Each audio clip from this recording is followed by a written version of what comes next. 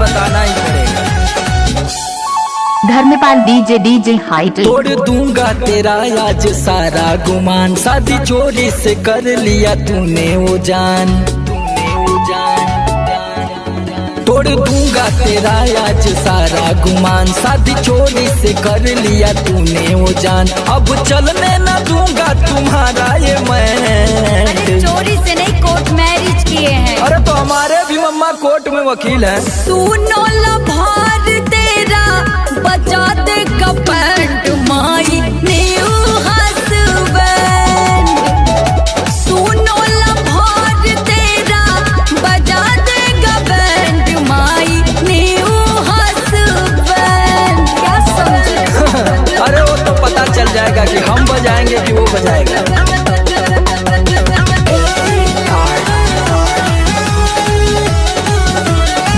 DJ Dharampal Rangarhiya DJ.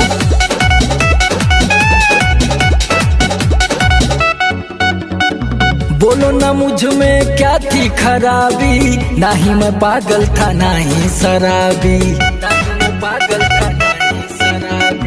बोलो ना मुझ में क्या थी खराबी, ना ही मैं पागल था ना ही शराबी।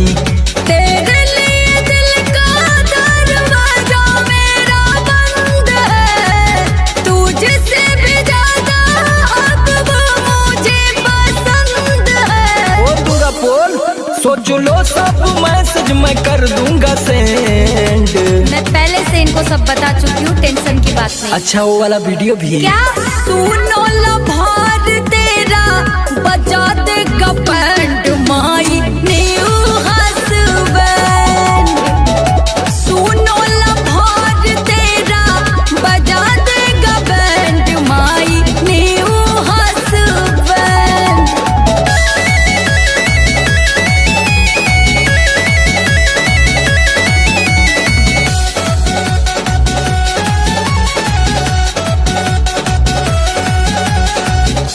Dharmpal DJ height. पहले भी आई थी दिल तुम तोड़ के, ना जाने मेरे जैसे कितनों को छोड़ के। वो तो मैं आज पोस्ट देखा तब पता चला।